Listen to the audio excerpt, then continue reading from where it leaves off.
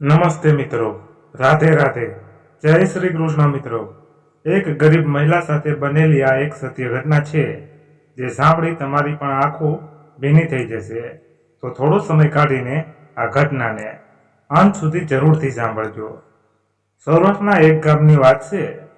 આ ગામમાં નિલેશભાઈ અને એમનો પરિવાર રહેતો હતો. એમના પરિવારમાં એના પત્ની આશાબેન અને સંતાનમાં એક દીકરી અને એક દીકરો હતા. દીકરીનું નામ કાજલ અને દીકરાનું નામ કરણ. અતિ સામાન્ય પરિસ્થિતિમાં રહેતો આ પરિવાર બીજાને ત્યાં કામ કરીને પોતાનું ઘર ચલાવતા હતા. નિલેશભાઈ ગામમાં બસ સ્ટેશનમાં ચાની લારી રાખીને ધંધો કરતા હતા અને એમના પત્ની આશાબેન આસપાસના ઘરમાં સાફ સફાઈનું કામ કરીને એમના પતિની મદદ કરતા હતા. રોજ સવારમાં વહેલા પોતાની લારી લઈને નીકળી જાય અને મોડી રાત આજ સુધી બસ સ્ટેશન પર લોકોને ચા વેચ્યા કરે. બસ આવી જ રીતે એ પોતાના ઘરના લોકોનું પેટ ભરતા હતા. દિવાળીના તહેવારો શરૂ થતા હતા અને આપણે સૌ કોઈ જાણીએ છીએ કે દિવાળી કેટલી ખુશીઓનો તહેવાર હોય છે. પરંતુ આ પરિવારમાં આવી કોઈ પણ પ્રકારની ખુશી જોવા મળતી ન હતી. જ્યારે આર્થિક રીતે કમજોર માણસ દિવાળીને એક સામાન્ય દિવસ તરીકે ઓળખતો હોય છે. નિલેશભાઈના બાળકો તો હજુ ખૂબ નાના હતા, એટલે ઘરની પરિસ્થિતિને કંઈ ખાસ એવી સમજતા ન હતા. એ તો દરરોજ દિવાળીની પહેલા પપ્પા પાસે ફટાકડા અને નવા કપડાની માંગો કરવા લાગતા. નિલેશભાઈ અને આશાબેન પણ જાણતા હતા કે આ બાળકને શું કહીને સમજાવવા, એટલા માટે બસ આજે રાત્રે ત્યારે બધું જ લેતો આવીશ એવો દિલાસો આપીને બાળકોને સમજાવી દેતા હતા. દિવાળીના આગળના દિવસે બંને બાળકો નિલેશભાઈ સામે જીદ કરવા લાગ્યા. દરરોજ તમે હા પાડીને અમને મનાવી લેશો, પણ કંઈ લઈને આવતા નથી. જો આજે તમે ફટાકડા અને નવા કપડાં લઈને નહીં આવો તો અમે જમવાનું છોડી દેશું. બાળકોની વાત સાંભળીને બંને પતિ પત્ની પણ જાણતા હતા કે બાળકો હવે એમની વાતો સરખી રીતે સમજે છે. એટલે નિલેશભાઈ એમ કહીને ઘરેથી રવાના થયા કે તમારા સોગંદ, બસ આજે તો તમે કીધું છે કે બધું જ ઘરે લઈને આવીશ. આ સાંભળીને બાળકો તો રાજીના રેડ થઈ ગયા અને બપોરથી રાત પડવાની રાહ જોઈને બહાર ઓસરીમાં બેઠા રહ્યા. એમને નવા કપડાં અને ફટાકડાની એટલી ઉતાવળ હતી કે રોજ પોતાની રમત ગમતમાં રહેતા. આ બાળકો આજે બસ દરવાજા તરફ નજર કરીને જ એના પિતાની રાહ જોઈ રહ્યા હતા. રોજ નિલેશભાઈ રાતના 10 વાગ્યે આસપાસ ઘરે આવી જતા હતા, પરંતુ આજે વધારે સમય થઈ ગયો હતો છતાં એ ઘરે ન આવ્યા અને બાળકો ઉત્સુકતામાં વારે વારે એમના મમ્મી આશાબેનને સવાલો કર્યા કરતા કે પપ્પા હજુ સુધી કેમ નથી આવ્યા. આશાબેન બંને બાળકોને એમ કહીને સમજાવતા હતા કે પપ્પા તમારી કીધેલી વસ્તુ લેવા માટે ગયા છે, એટલા માટે હજુ સુધી પાછા આવ્યા નથી, હમણાં જ આવી જશે. આ વાતને પણ 1-2 કલાક થઈ ગયા અને હવે સમય થોડો વધારે જ થવા આવ્યું હતું. આશાબેનના મનમાં પણ હવે ચિંતાના મોજા ઉછળવા લાગ્યા. પછી તો તેમણે બંને બાળકોને સમજાવીને સુડાવવાનો પ્રયત્ન કર્યો અને થોડી વારમાં બાળકોની આંખ લાગી ગઈ. પોતે બાજુમાં રહેલ નાગજીભાઈને ત્યાં ગયા અને એમના પતિને ફોન કરાવવા માટે કહ્યું. નાગજીભાઈએ એમના ફોનમાંથી નિલેશભાઈને ફોન કર્યો, પણ નિલેશભાઈ ફોન ઉપાડતા ન હતા. હવે તો આશાબેનની ચિંતા વધી ગઈ અને એટલી જ વારમાં બાજુમાં રહેલી કુડી આશાબેનને બોલાવવા આવી. કાકી, તમારા ઘરે પોલીસની ગાડી આવી છે, ઝડપથી ઘરે આવો. આટલું સાંભળતા જ આશાબેનના તો હોશ ઉડી ગયા. એમણે થવા લાગ્યું કે પોલીસ અમારા ઘરે શા માટે આવી હશે. ડરતા ડરતા તેઓ મોટા પગલાં ભરતા પોતાના ઘર સુધી પહોંચ્યા અને ઇન્સ્પેક્ટર સાહેબને પૂછ્યું, સાહેબ શું થયું છે? તમે કેમ અહીં આવ્યા છો? પોલીસ ઇન્સ્પેક્ટરે જણાવ્યું કે આ નિલેશ પરમારનું ઘર છે. હા સાહેબ, આ એમનું જ ઘર છે. બોલો ને શું થયું છે અને મારા પતિ ક્યાં છે? પછી પોલીસ ઇન્સ્પેક્ટરે જણાવ્યું કે બસ સ્ટેશન બહાર એમને એક અકસ્માતના સમાચાર મળ્યા હતા. બસની અડફેટે આવતા એક આધેડનું મૃત્યુ થયું છે અને એમને હોસ્પિટલ ખસેડવામાં આવ્યા હતા. સારવાર દરમિયાન એમના ખિસ્સામાંથી અમને આ આઈડી પ્રૂફ ઉપરથી અમે એમનું ઘર શોધીને તમને જાણ કરવા માટે આવ્યા છીએ. આ સમાચાર સાંભળતા જ આશાબેનના પગ નીચેથી જમીન સરકી ગઈ હોય એવો એમને આઘાત લાગ્યો. એમને મનમાં પણ વિચાર ન હતો કે એના પતિ આવી રીતે એમને છોડીને જતા રહેશે. બાળકો તો પોતાના પપ્પાની રાહ જોઈને થાકીને સૂઈ ગયા હતા, પરંતુ જ્યારે એમને આ ખબર પડશે કે એના પપ્પા હંમેશા માટે એમનાથી દૂર થઈ ગયા છે, ત્યારે એમનું શું થશે એ વિચારીને આશાબેનના આંસુ રૂકવાનું નામ નહોતા લેતા. બાળકોને ઘરમાં સૂતા જ મૂકીને બહારથી દરવાજો બંધ કરી આશાબેન પોલીસ ઇન્સ્પેક્ટર સાથે હોસ્પિટલ સુધી પહોંચી ગયા. પોતાના પતિનો મૃતદેહ જોઈને એ પોતાને રોકી ન શક્યા અને ચોધાર આંસુએ રડવા લાગ્યા. પોતાના પેટમાં 4 મહિનાનું બાળક હતું અને બીજા 2 નાના બાળકો અને પત્નીને છોડીને નિલેશભાઈએ હંમેશા માટે આ દુનિયાને અલવિદા કહી દીધું હતું. હવે પોતાના બાળકો અને ઘરની જવાબદારી આશાબેન કેવી રીતે સંભાળશે એ વિચારીને એને વધારે ને વધારે રડવું આવતું હતું. પછી એમણે પોતાની જાતને થોડી સંભાળી અને એમના પતિ નિલેશભાઈના અંતિમ સંસ્કારની વિધિ પૂરી કરી. નિલેશભાઈના મૃત્યુથી આશાબેનનું જીવન એકદમ અસ્તવ્યસ્ત થઈ ગયું હતું. હવે તો એમના ઘરનો મુખ્ય માણસ જે ઘરની બધી જવાબદારી પૂરી કરતો હતો એ જ આ દુનિયામાં ન હતું. ઘરના બચાવેલા થોડા ઘણા રૂપિયા હતા એ પણ હવે પૂરા થવા આવ્યા હતા. હવે તો એમની પાસે જીવન જીવવા માટે બસ એમના બાળકોનો આધાર હતો. એમના લીધે આશાબેન આ આઘાત દિલમાં રાખીને થોડી હિંમત ભેગી કરી બીજાને ત્યાં કામ શોધવા માટે જતા હતા કે પોતે વધારે કામ કરીને પોતાના બાળકોનું પેટ ભરી શકે. પરંતુ નસીબે એમની સાથે ત્યાં પણ છેતરામણી કરી. એમની હાલત જોઈને કોઈ પણ માણસ એમને કામ પર રાખતું ન હતું, કારણ કે એક તો એ ગર્ભવતી હતા અને ઉપરથી પતિના મૃત્યુ બાદ એમનું શરીર એટલું કમજોર પડી ગયું હતું કે પોતે પોતાનું પણ સરખું ધ્યાન રાખી શકે એવી હાલતમાં ન હતા. બધા લોકો પાસેથી નકારાત્મક જવાબ મળતા આશાબેન એકદમ હતાશ થઈ ગયા અને પોતાના ઘરે પાછા આવી ગયા. ઘરે આવીને એમણે જોયું તો એનો દીકરો ખૂબ બીમાર હતો. એનું શરીર પર હાથ ફેરવતા એ કોલસાની જેમ તપતો હતો. તરત જ એમણે પાણીના પોતા કરીને એના દીકરાના માથા પર મૂકવાનું શરૂ કર્યું. એના દીકરાની નિર્દોષ આંખોમાં એમને પીડા દેખાતી હતી, પરંતુ પોતાની પાસે એટલા રૂપિયા ન હતા કે પોતાના બાળકને દવાખાના સુધી લઈ જાય.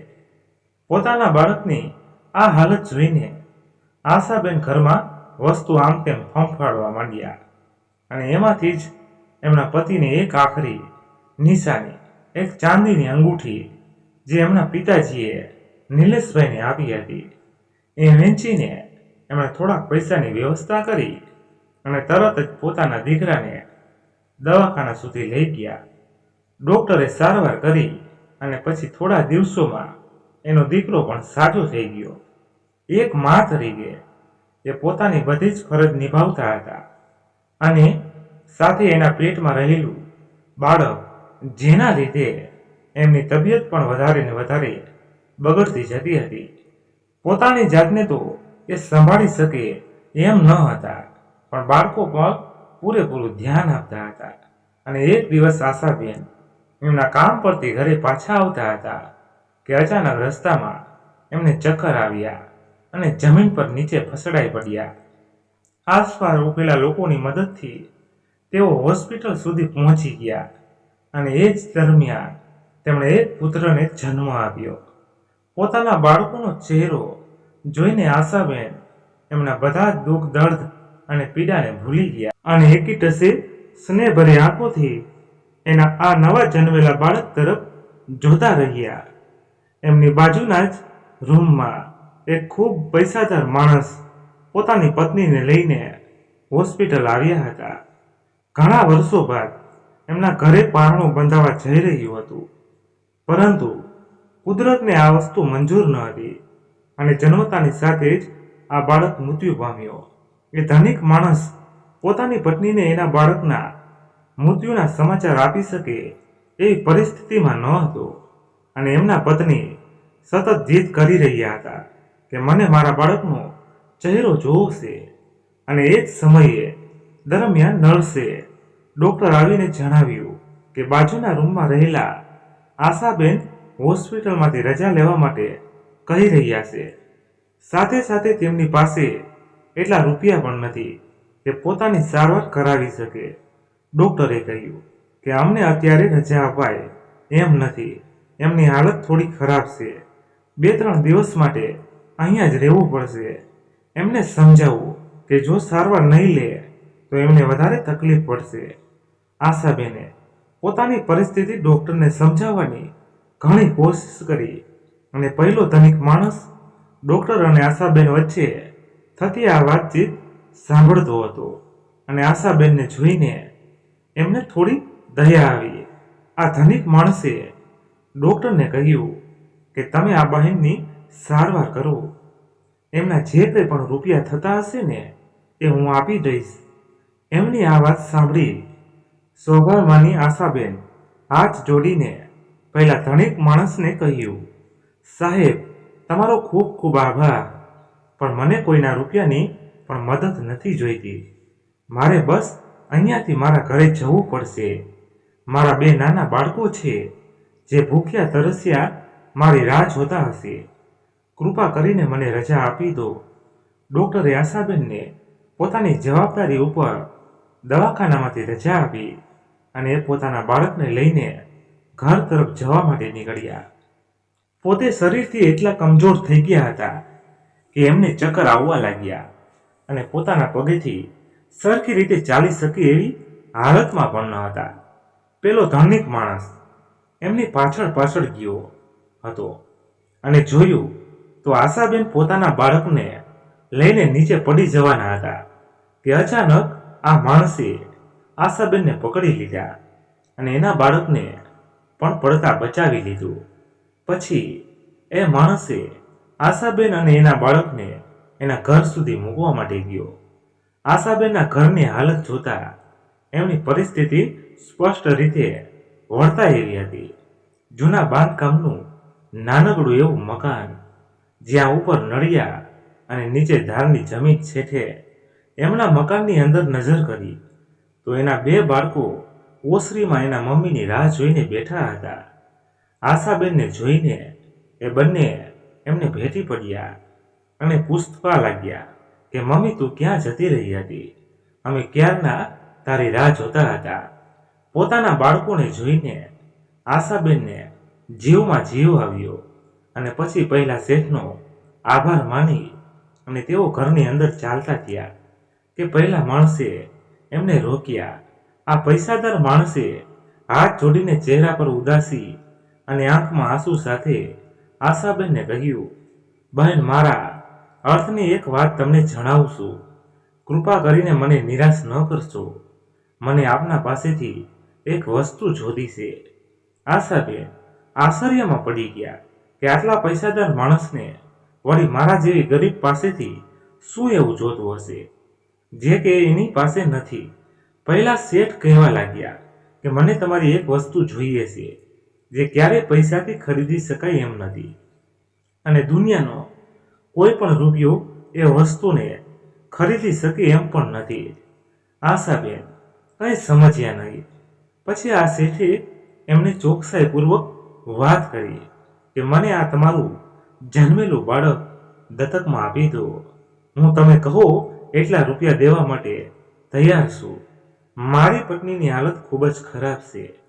ઘણા વર્ષો બાદ એમને આ ખુશી મળવા જઈ રહી હતી કે અચાનક ભગવાને એ ખુશી પણ અમારા પાસેથી છીનવી લીધી. અમારું બાળક આ દુનિયામાં આવતા પહેલા ભગવાને એને અમારા પાસેથી છીનવી લીધું. મારી પત્ની આ આઘાત સહન નથી કરી શકે. એટલા માટે તમારી પાસે હાથ જોડીને વિનંતી કરું છું કે મને તમારું આ બાળક આપી દો. આ વાત સાંભળતા આશાબેન ગુસ્સેથી લાલચોળ થઈ ગયા અને આ શેઠને કહેવા લાગ્યા કે તમે તમારા મનમાં શું સમજો છો? શું તમારી પાસે પૈસા છે તો તમે કંઈ પણ ખરીદી શકો? આજે તમે તમારા પૈસાથી મારા બાળકને મારી પાસે ખરીદવા માટે આવ્યા છો. કદાચ તમને બધી જ વસ્તુ પૈસાથી ખરીદવાની આદત પડી ગઈ હશે, એટલે ભગવાને તમારા બાળકને પણ લઈ લીધું. આટલું સાંભળતા જ પહેલા શેઠની આંખોમાંથી આંસુ નીચે સરકવા લાગ્યા. આશાબેન પણ મનમાં વિચાર આવ્યો કે તેઓ કંઈક વધારે જ બોલી ગયા છે, પણ શેઠની વાત સાંભળી તે પોતાના પર કાબુ રાખી ન શક્યા અને પછી તેઓ ઘરની અંદર જતા રહ્યા. ઘરમાં જઈને જોયું તો એના બંને બાળકો ભૂખના લીધે પોતાના પેટ પર હાથ ફેરવતા રડતા હતા અને આશાબેનને જોઈને કહેવા લાગ્યા કે મમ્મી, બહુ ભૂખ લાગી છે, કંઈક ખાવાનું આપ. આશાબેને ઘરમાં જઈને જોયું તો કંઈ પણ ખાવાની ચીજ વસ્તુ પડી ન હતી. પોતાનો પગાર લેવા માટે જતા હતા અને એ જ સમય દરમિયાન એમની સાથે આવું થયું હતું. પછી તો તેમણે આડોશ પાડોશમાંથી થોડોક ખોરાક માંગીને એના બાળકોનું પેટ ભર્યું. બીજે દિવસે એ પોતાનો પગાર લેવા માટે એના શેઠને તે ગયા અને જોયું તો એ પરિવાર રજાના દિવસોમાં બહાર ફરવા માટે નીકળી ગયો હતો. હવે તો પોતે પણ ત્યાંથી પૈસા લાવશે અને બાળકોનું પેટ કેવી રીતે ભરશે, એ ચિંતા એમને સતાવવા લાગી. એ ચિંતામાં અને ચિંતામાં આશાબેન પોતાના ઘરે પાછા આવતા હતા કે અચાનક ફરી પહેલા શેઠ એને રસ્તામાં મળ્યા અને એમની વાતો એના મગજમાં ફરી મોજાની જેમ ઉછળવા લાગી. એક તરફથી માનું હૃદય પહેલા ધનિક શેઠની વાત માનવા માટે તૈયાર ન હતું અને બીજી તરફ એ જ માં કે જે પોતાના નાના બાળકોને ભૂખ્યા સોઈ શકે એમ ન હતી. ઘણા વિચારો પછી આશાબેન કટાક્ષ ભરી નજરોથી શેઠ સામે જોઈને રસ્તા પરથી પસાર થયા. પોતે એક ઘરમાં તો કામ કરતા હતા, પરંતુ હજી વધારે પૈસા કમાવા માટે એ બીજી જગ્યાએ પણ મહેનત કર્યા કરતા. બધી જ જગ્યા પરથી કામ ન મળતા હારીને તેઓ પોતાના ઘરે આવ્યા અને અચાનક એમના મનમાં વિચાર આવ્યો કે એના પતિની ચાની લારી લઈને રહી એક ધંધો કરી શકે અને પોતાનું ઘર પણ ચલાવી શકે. પછી તો નિલેશભાઈની જેમ આશાબેને પણ બસ સ્ટેશનમાં રહી ચા વેચવાનું શરૂ કર્યું હતું, પરંતુ ઘરની જવાબદારી અને બાળકોની જવાબદારી એમને પૂરી રીતે એના આ કામમાં મન પૂરવા દેતી ન હતી. એ નિલેશભાઈની જેમ દોડધામ કરીને પોતાનું ઘર ચલાવી શકે, એટલા પૈસા કમાઈ શકે એમ ન હતા અને તે પરિસ્થિતિ ત્યાં જ આવીને ઊભી રહી અને ખાવાના પણ ફાફા પડવા લાગ્યા. દિવસે ને દિવસે ઘરની એક એક વસ્તુ વેચીને પોતાના બાળકોનું પેટ ભરતા હતા અને પછી તો ઘરમાં રહેલી વસ્તુઓ પણ ખતમ થવા આવી અને એક દિવસ એવો પણ આવ્યો જ્યારે આશાબેનને પોતાના બાળકોને ભૂખ્યા સુવડાવવા પડ્યા. એ દિવસે એમને પોતાનાથી જ નફરત થતી હતી કે એક માં થઈને એ પોતાના બાળકોનું ભરણ પોષણ પણ કરી શકતી નથી. પોતાના ઘરની અને બાળકોની હાલત જોઈને એમને વિચાર આવ્યો કે હું આ બે બાળકોનું ભરણ પોષણ પણ સરખી રીતે નથી કરી શકતી, તો મારા ત્રીજા બાળકનું કેવી રીતે કરીશ? ત્યારે અચાનક એને પહેલા ધનિક શેઠની કહેલી વાત યાદ આવે છે. એમનું મન એ વાતને માનવા માટે તૈયાર ન હતું, પરંતુ એક માં હંમેશા પોતાના બાળક માટે સારું જ વિચારતી હોય છે અને આવો જ કંઈક વિચાર હવે આશાબેનને આવી રહ્યો હતો. આશાબેનનો આ નિર્ણય હૃદય ઉપર પથ્થર રાખીને કરવામાં આવેલો નિર્ણય હતો. પોતાના બાળકનો ઉછેર એક સારા ઘરમાં થઈ શકે તે માટે હવે ત્યાં બાળકને આ શેઠને સોંપવા માટે મનોમન તૈયાર થઈ ગયા હતા. આ વેદના એવી હતી જે એક માતા જ જાણી શકે તેમ હતી. આ આખી રાત આશાબેન તે બાળકને પોતાના હૃદય સરખો ચાંપી લીધો અને ખુલ્લી આંખે તે બાળકનું ભવિષ્ય નિહાળતા રહ્યા કે આ ધનિક શેઠે તે બાળકને ભણાવી ગણાવીને મોટો કરશે અને કદાચ તે એક ડોક્ટર બનીને મારા જેવી ઘણી બધી લાચાર માતાઓની સેવા કરશે. આવા જ ઘણા બધા સપના એક માતા પોતાના બાળક વિશે વિચારીને ખુલ્લી આંખે આખી રાત નિહાળતી રહી. સપનાની સાથે આશાબેનની આંખોમાંથી દડ દડ કરતા આંસુડા પણ વહેતા રહ્યા. શિયાળાની એક કોટી સવાર અને પક્ષીઓનું કલવર આ સપનામાંથી આશાબેનને બહાર લાવે છે અને જ્યારે નજર પડે છે તો સોનેરી દિવસ આળસમાં ખીલી ઉઠ્યો હોય છે. કદાચ આ દિવસ તેના કાળજાના કટકાને ધનિક શેઠને સોંપવાનો દિવસ હતો અને સવારના સુમારે પોતાના પગ ભારે કરીને આશાબેન હોસ્પિટલ સુધી પહોંચે છે જ્યાં પહેલીવાર એમને આ શેઠ મળ્યા હતા.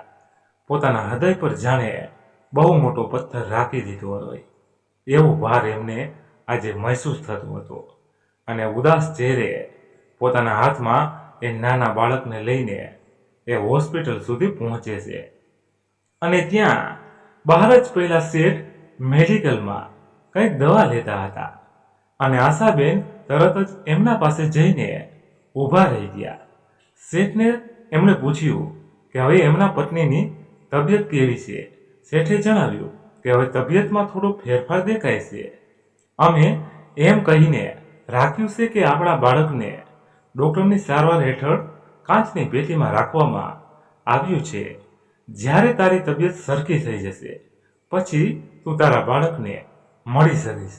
શેઠની આ વાતો સાંભળી આશાબેન પણ એમના પત્નીનું દર્દ મહેસૂસ કરી શકતા હતા. એક માં પોતાના બાળકને જોવા માટે કેટલી તરસી હોય છે એ ભાવના એ ખૂબ સારી રીતે સમજતા હતા. અને પછી ઊંડો એક શ્વાસ લઈને એમણે આ શેઠને વાત કરી કે હું મારું આ બાળક તમને સોંપવા માટે તૈયાર છું. મારી ઘરની હાલત ખૂબ ખરાબ છે જેથી હું હવે આ બાળકને સરખી રીતે સાચવી શકું એમ નથી, પરંતુ એક મા તરીકે મારા બાળકનું સારું વિચારવા માટે આ નિર્ણય લઈ રહી છું. મારા આ બાળકને આજથી હું તમારા હાથમાં સોંપું છું. એનું ખૂબ ધ્યાન રાખજો અને કદાચ એમ પણ સમજી લો કે આજે હું મારો જીવ તમને સોંપી રહી છું. ભીની આંખે આશાબેન આ શેઠને આ વાત કરી રહ્યા હતા.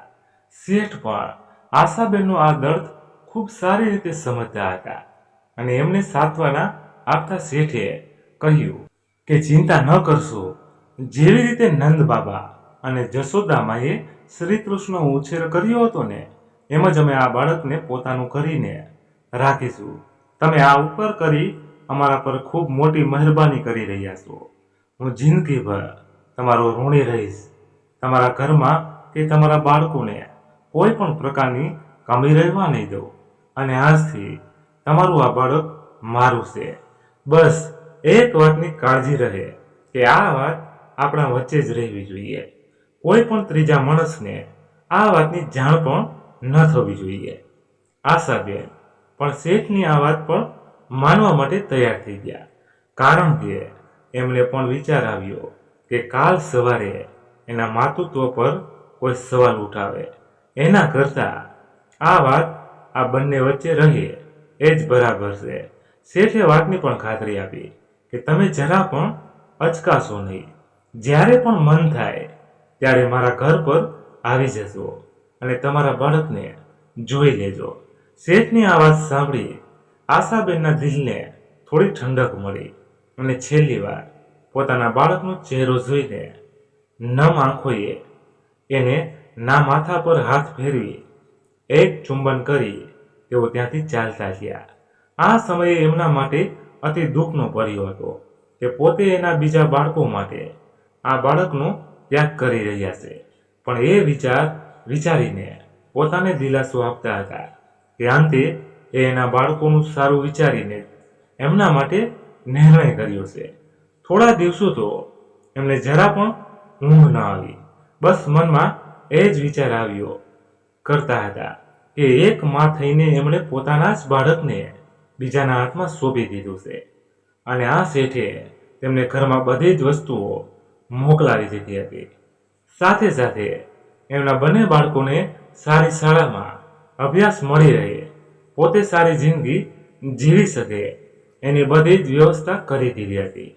એક દિવસ સવારે આશાબેન એના બાળકની ખૂબ જ યાદ આવતી હતી, અને એનો માતૃ પ્રેમ એને આ બાળક સુધી ખેંચી જવા માટે મજબૂર કરતો હતો. પછી તેઓ આ શેઠના ઘરે પહોંચી ગયા અને જઈને જોયું તો બહારના ગાર્ડનમાં શેઠ અને એની પત્ની અને આ બાળક સાથે બેઠા હતા. શેઠાણીએ પૂછ્યું કે શું કામ છે? આશાબેને કહ્યું કે મેડમ, કોઈ કામવાળીની જરૂર હોય તો હું કામ કરવા માટે તૈયાર છું. જે પણ કહેશો એ કામ કરી લઈશ, અને જે કંઈ પણ રૂપિયા આપશો એ લઈ લઈશ. શેઠાણીએ તરત જ આશાબેનને જવાબ આપી દીધો, ના, અત્યારે તો કોઈ કામવાળીની જરૂર નથી. અમારા ઘરમાં બધા નોકરો કામ કરવા માટે છે. જો કોઈ જરૂર પડશે તો કેવડાવીશ. શેઠાણીનો અવાજ સાંભળી આશાબેનના ચહેરા પર ભાવ ઉતરી ગયા, અને એમની આંખો બસ અંદર ઘોડિયામાં સૂતેલ એના બાળક પર જતી હતી.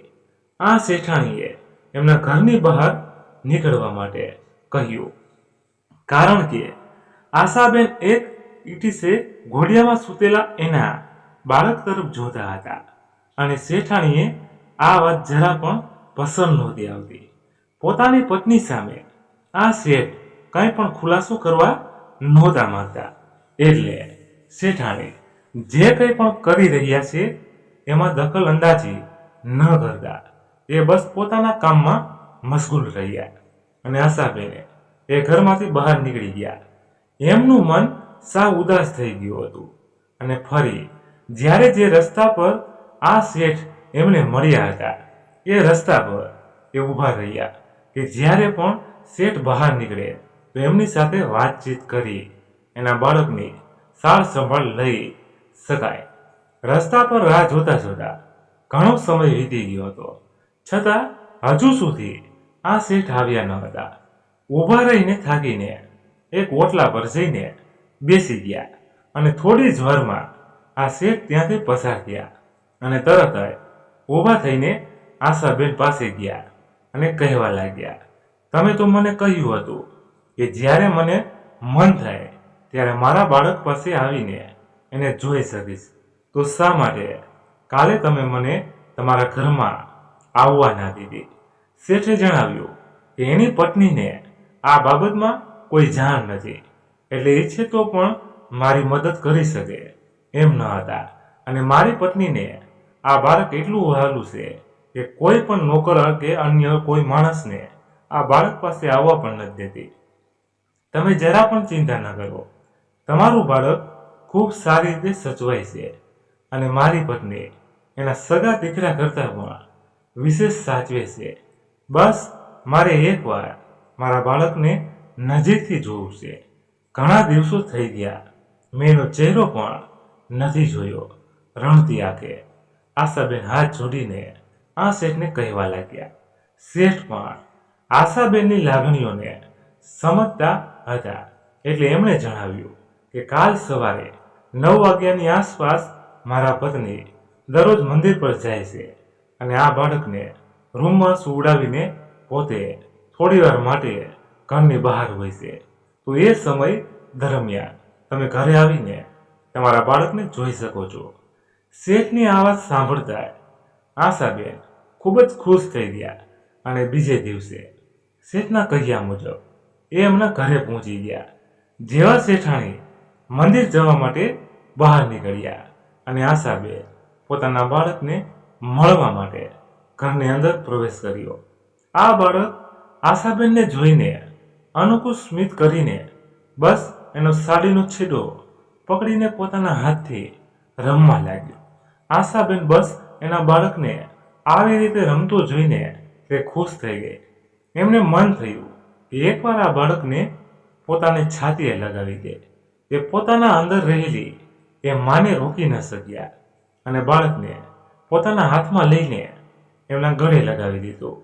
અત્યાર સુધી રોકી રાખેલા આંસુ એક ક્ષણમાં જ વરસાદના પ્રવાહની જેમ વરસી પડ્યા અને એ જ સમય દરમિયાન અચાનક શેઠાણી આવી પહોંચ્યા.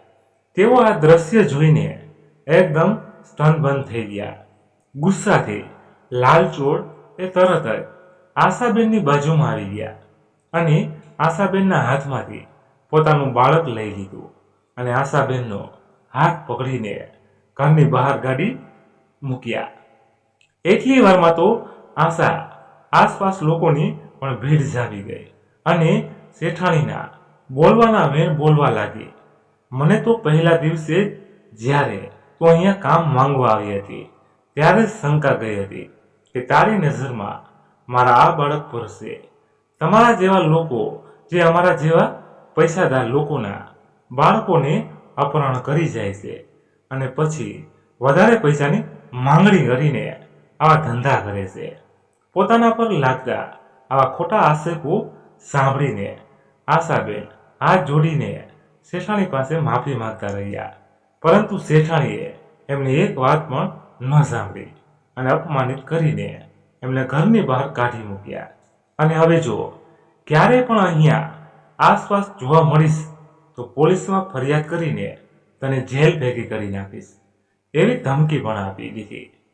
આશાબેન ત્યાંથી ચાલતા થયા અને જેવી રીતે આશાબેન એ બાળકને પોતાના ગળે લગાવ્યો હતો એવી જ રીતે આ શેઠાણી પણ એના બાળક સાથે થયેલ આ ઘટનાને લીધે થોડા ચિંતામાં મુકાઈ ગયા અને રાત્રે એને શેઠને આ બાબતે વાત જણાવી કે પેલી કામવાળી જે અહીંયા એક દિવસે કામ માંગવા માટે આવી હતી એણે આજે ઘરમાં આવીને આવું સાહસ કર્યું. પોતાની પત્નીની વાત સાંભળી શેઠ પણ થોડી ચિંતામાં આવી ગયા અને એમને વિચાર આવ્યો કે આજ નહીં તો કાલ જો આ બાળક આશાબેનની નજર સામે રહેશે તો એ પોતાના માતૃપ્રેમને રોકી નહીં શકે અને એ જ રાત્રે એમણે આ ગામ છોડીને મોટા શહેરમાં જવાનો નિર્ણય રાતોરાત કરી નાખ્યો. પોતાના ઘરમાં વર્ષો પછી મળેથી આ ખુશી કોઈ છીનવી ન લે એના ડરથી આ શેઠે પોતાની પત્ની અને બાળકને લઈને બીજી જગ્યા પર રહેવા જવાનું નક્કી કર્યું.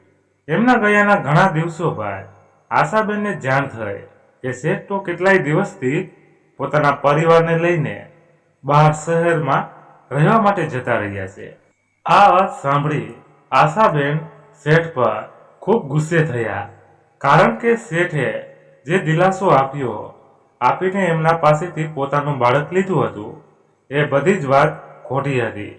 પોતાનો સ્વાર્થ જોઈને આ શેઠ એના પરિવારને લઈને બહાર નીકળી ગયા હતા. આશાબેને ખૂબ પ્રયત્ન કર્યો કે આ શેઠ અને એના પરિવાર સુધી પહોંચી શકે, પરંતુ અથાગ પ્રયત્ન પછી પણ એમને કંઈ પણ જાણવા ન મળ્યું. અંતે આ કડવી વાસ્તવિકતાને સ્વીકારી એ પોતાના જીવનમાં આગળ વધવા લાગ્યા અને આજે એ વાતને 20 વર્ષ વીતી ગયા હતા. હવે તો આશાબેન પણ ઘરડા થઈ ગયા હતા. જે બાળકોના લીધે એમણે પોતાની જિંદગીમાં એટલા સંઘર્ષ કર્યા હતા એ જ બાળકોએ પોતાની માતાને નોંધારે મૂકીને પોતાની જિંદગીમાં ઘણા આગળ વધી ગયા હતા. અને બીજી તરફ શેઠના પરિવારમાં બસ એમના પત્ની વેમણાબેન અને એનો દીકરો આજથી થોડા મહિના પહેલા જ શેઠનું હૃદય હુમલામાં મૃત્યુ થઈ ગયું હતું. આશાબેન એકલા પોતાની ઝૂંપડી જેવા મકાનમાં રહેતા હતા. ઉંમરની સાથે હવે એમના હાથ પગ પણ સરખી રીતે કામ નહોતા કરતા. તેમનો દીકરો શહેરમાં રહીને પોતાનો અલગ સંસાર માંડીને બેઠો હતો અને દીકરી તો થોડા સમય પહેલા જ લગ્ન કરીને પોતાના સાસરે જતી રહી હતી. જમાઈનો સ્વભાવ થોડો કડક હતો, એટલે ધારે તો પણ દીકરી એમની સાર સંભાળ લઈ શકે એમ ન હતી. એક દિવસ સવારમાં શેઠનો દીકરો સાગર પોતાના કંઈક કામના કાગળ શોધતો હતો અને અચાનક એને યાદ આવ્યું કે એ જમીનનો સોદો તો પિતાજીએ કર્યો હતો. પછી એ પોતાના પપ્પાના રૂમ તરફ ગયો અને અલમારીમાંથી એને જોતા ડોક્યુમેન્ટ શોધવા લાગ્યો. અને આ ડોક્યુમેન્ટ શોધતી વખતે એના હાથમાંથી થોડી ઘણી ફાઇલો નીચે પડી ગઈ અને જમીન પર વિખરાઈ ગઈ. પણ સાગર તો પોતાના કાગળ શોધવામાં મશગુલ હતો. પછી જ્યારે એને કાગળ મળ્યો અને સાગરે ચકાસીને આ કાગળ પોતાના બેગમાં નાખ્યો. પછી એને ધીમે ધીમે આ નીચે પડેલી ફાઇલો ઉપર મૂકવાનું શરૂ કર્યું અને એમાં જ એને પોતાના પિતાજીની એક જૂની એવી ડાયરી જોવા મળી. એના પર ખૂબ સુંદર દ્રશ્ય ચિતરેલું હતું. આ જોઈને એને આ ડાયરી ખોલવાની ઉત્સુકતા થઈ કે પપ્પાના જમાનાની ડાયરી વળી તો કેવી હશે. એને જેવી જ આ ડાયરી ખોલી અને એમાં જે લખ્યું હતું એ વાંચીને તો જાણે એના હોશ ઉડી ગયા. એ તરત જ એ ડાયરી લઈને પોતાની મમ્મી પાસે ગયો અને એના હાથમાં આ ડાયરી આપી. એમાં લખ્યું હતું કે હવે મારી પાસે જીવવાનો કોઈ વધારે સમય નથી, એટલા માટે વર્ષોથી રાખેલું મારા હૃદય પરનો ભાર આજે હું આ ડાયરીમાં લખીને ઉતારવા માંગુ છું. સાગર આપણો સગો દીકરો નથી. જે કામવાળીને તમે ઘરમાંથી કાઢી મૂકી હતી એ જ સાગરની માતા છે. આપણા પુત્ર તો જન્મતાની સાથે જ મૃત્યુ પામ્યો હતો. મેં એમના પાસેથી સાગરને દત્તક લઈને આપણે ઘરે લાવ્યો હતો અને હું તારા પાસેથી એ ખુશી છીનવા નહોતો માંગતો. એટલા માટે આજે આ અપરાધ ભરી લાગણીમાંથી મુક્ત થવા માંગુ છું. સાગરના માતાની પરિસ્થિતિ ખૂબ ખરાબ હતી. ઘરની પરિસ્થિતિના લીધે એમણે પોતાના 2 બાળકનું પેટ ભરવા એના નાના બાળકને મને દઈને અને હું એમને દર મહિને એના ઘરે અનાજ અને જરૂરી ચીજ વસ્તુ પહોંચાડી દેતો હતો. પણ જ્યારે તમારા બંને વચ્ચે એ દિવસે જે કંઈ પણ બન્યું એ પછી હું કંઈ પણ પ્રકારનું જોખમ લીધા વગર તમને બંનેને લઈને અહીંયા શહેરમાં આવી ગયો. બસ બની શકે તો એકવાર સાગરને એની માતા પાસે લઈને જજો, એટલે મારી આત્માને શાંતિ થઈ જશે. શેઠની આ ડાયરીમાં એમની આ લખેલી હકીકત જોઈને વિમળાબેન અને સાગરની તો આંખો ચાર થઈ ગઈ. પછી થોડી વાર રહીને વિમળાબેન રડવા લાગ્યા અને કહેવા લાગ્યા કે એક માં સાથે મેં આવો ખરાબ વ્યવહાર કર્યો કે જે તો એના બાળકને માત્ર જોવા અને રમાડવા માંગતી હતી. મેં એક પણ એની પાસેથી છીનવી લીધો. સાગરે વિમળાબેન પાસે જઈને કહ્યું, મમ્મી, એમાં તમારે અફસોસ કરવાની કોઈ જરૂર નથી. જો એને મારી એટલી જ પડી હોત તો મને પપ્પાને થોડી આપી દીધો હોત. એને એમના બીજા બાળકોની ચિંતા હતી, એટલે એણે મારો સહારો લઈને પોતાના એ બાળકોનો ઉછેર કર્યો અને મને તમારા હાથમાં સોંપી દીધો. આવી ક્યાંય માતા હોય ખરા? સાગરની વાતમાં એની માતા પ્રત્યે થોડી નફરત દેખાતી હતી અને નારાજગી પણ હતી. તે નાનપણમાં જ જન્મતાની સાથે એની માતાએ એને બીજાના હાથમાં સોંપી દીધો. અને મમ્મી, હું વિનંતી કરું છું કે આજ પછી આ બાબતમાં આપણને કોઈ ચર્ચા નહીં કરીએ. તમે મારા મમ્મી છો અને હું તમારો સગો દીકરો. આ વાત સાંભળી વિમળાબેન તો સાગરને ભેટી વળ્યા. બસ દિવસો રાબેતા મુજબ શરૂ થઈ રહ્યા. સાગરે પોતાના પપ્પાનો બધો જ બિઝનેસ એના હાથમાં લઈ લીધો હતો. ફરી દિવાળીના તહેવારો શરૂ થતા હતા અને ઘરના કંઈક કામકાજ માટે વિમળાબેન સાગરની રાહ જોઈને બેઠા હતા. સાગર બહારના ગામમાં કંઈક કામથી ગયો હતો અને ઘરે આવવાની ઉતાવળમાં હતો. એ જ સમયે એની ગાડીથી એક વૃદ્ધ મહિલાને ટક્કર લાગી ગઈ અને બેહોશ થઈને જમીન પર પડી ગયા. સાગર તો એના પિતાની જેમ ખૂબ સેવાભાવી માણસ હતો. એ હર કોઈની મદદ કરતો હતો અને એની સાથે પણ ઘણા લોકો સામેલ હતા કે જે આવા સેવાના કામ કરતા હતા. તરત જ એણે આ લોકોને જાણ કરી અને એની ટીમ આ વૃદ્ધ મહિલાને હોસ્પિટલ લઈ ગયા. થોડી વાર માટે તો સાગર પણ હોસ્પિટલે ગયો અને એના માતા એની રાહ જોઈ રહ્યા છે એ વિચારીને થોડી વાર રહીને એ પણ પોતાના ઘરે જવા માટે રવાના થયો. ઘરે જઈને એણે વિમળાબેનને આ બાબતમાં વાત કરી અને પોતાના પર થોડો એને ગુસ્સો પણ આવતો હતો કે એનું એટલું પણ ધ્યાન ન હતું કે એક વૃદ્ધ મહિલાને એની ગાડીથી ટક્કર વાગી ગઈ. આજે બંને મા દીકરો દિવાળીની કંઈક ખરીદી કરવા માટે બહાર જતા હતા અને એ જ સમયે સાગરના ફોનમાં એના ટીમ મેમ્બરનો ફોન આવ્યો કે સર, આ માજીની તબિયત વધારે બગડતી જાય છે. સાગરે વિમળાબેનને આ વાત કરી તો એમણે કહ્યું કે આપણે પહેલા હોસ્પિટલ જવું જોઈએ અને એ માજીની તબિયત જોઈ લઈએ. પછી બંને લોકો હોસ્પિટલ જવા માટે નીકળ્યા. ડોક્ટરે જણાવ્યું કે ઘણા દિવસથી એમણે કાંઈ ખોરાક નહોતો લીધો એટલે આમ પણ એનું શરીર વધારે પડતું કમજોર છે અને ઉંમરની સાથે હવે એમનું શરીર પણ એટલું સાથ નથી આપતું. હવે આમાં વધારે કંઈ કહી શકાય નહીં એવું છે. પછી તરત જ વિમળાબેન અને સાગરે માજીને મળવા માટે ગયા. ખાટલા પર દેખાય પણ નહીં એટલું કમજોર શરીર, આંખો નીચે કાળા કુંડાળા, હાથ પગની ચામડી એટલી નીચે રબડતી હતી કે કદાચ 10 દિવસથી આ માજીએ કંઈ પણ ખાધું ન હોય એવું લાગતું હતું.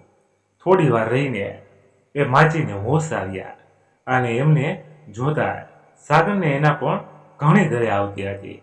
માજી તો શેઠાણીને તરત જ ઓળખી ગયા અને કહેવા લાગ્યા, મેડમ, તમે વિમળાબેન? પણ થોડી વાર માટે વિચારવા લાગ્યા કે આ કોણ હશે અને મને મેડમ કહીને કેમ બોલાવે છે.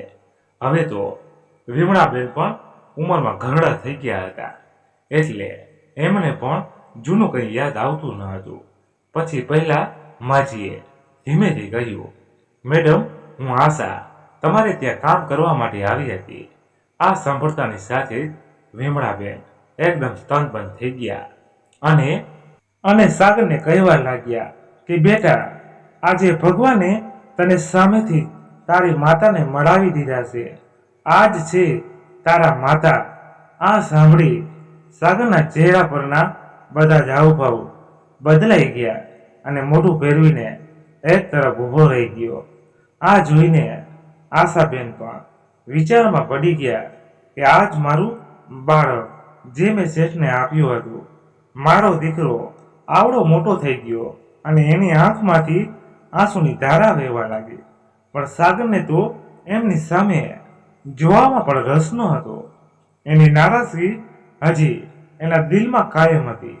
પછી આશાબેને બધી વાત કરી કે એણે પોતાના દીકરાનું સારું ભવિષ્ય વિચારીને આ શેઠના હાથમાં શોભ્યો હતો.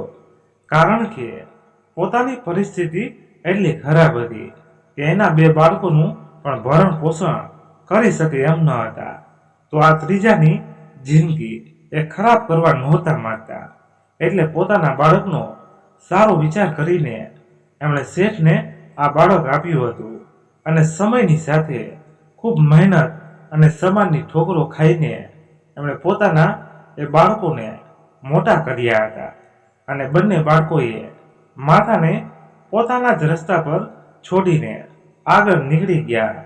હવે બસ તેઓ એકલા જ રહે છે અને એમની કરુણ કહાની સાંભળીને સાગરની આંખો પણ ભીની થઈ ગઈ. એને પોતાની માતાનું દુઃખ સ્પષ્ટ રીતે દેખાતું હતું.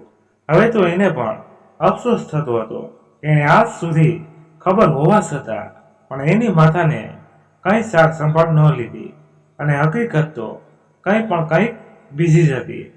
પછી તો એ આશાબેનના પગમાં પડી ગયો અને માફી માંગવા લાગ્યો કે મમ્મી, તમારી આ પરિસ્થિતિ બદલ હું આપની માફી માંગુ છું. આશાબેને સાગરના માથા પર હાથ મૂકીને કહ્યું, બેટા, માફી તો મારે માંગવી જોઈએ કે તને નાનપણથી જ મારાથી છૂટો કરી દીધો, પરંતુ હું તને સારી જિંદગી આપવા માંગતી હતી. સાગરે પોતાની બંને માતાઓના હાથ પકડીને કહ્યું કે આજથી તમારે કોઈ ચિંતા કરવાની જરૂર નથી. હું ભાગ્યશાળી છું કે મારા ભાગમાં બે માતાઓનો પ્રેમ છે. પછી તો આશાબેન પણ સાગર અને વિમળાબેન સાથે એમના ઘરમાં રહેવા લાગ્યા. હવે તો સાગર બંનેની સરખી સાર સંભાળ લીધા કરે છે. મિત્રો, વાર્તા અહીં સમાપ્ત થઈ. મિત્રો, આ વાર્તા આપને પસંદ આવી હોય તો ખાસ વિડીયોને લાઈક કરી અને એકવાર કમેન્ટ બોક્સમાં જય માતાજી જરૂરથી લખી નાખજો, જેથી માતાજીની કૃપા આપ સૌના પરિવાર પર બની રહે. આ વાર્તા વિશે આપનું શું કહેવું છે એ પણ આપ અમને કોમેન્ટ બોક્સમાં જરૂરથી જણાવજો. અને ખાસ મિત્રો, આપણી ચેનલને સબસ્ક્રાઈબ કરવાનું ભૂલશો નહીં, જેથી આવી સત્ય ઘટના અને સત્ય ઘટના પર આધારિત વાર્તા આપને સમયસર સાંભળવા મળતી રહે. ધન્યવાદ. ફરી મળીએ નવી વાર્તા સાથે. ત્યાં સુધી તમારા પરિવાર સાથે ખુશખુશાલ રહો. જય હિન્દ, જય ભારત. અને હા મિત્રો, આ વાર્તામાં અમારાથી કંઈ પણ ભૂલ થઈ હોય તો અમે સમાપ્ત કરી માગીએ છીએ અને અમને જણાવતા રહેજો, એટલે અમને પણ ખબર પડે.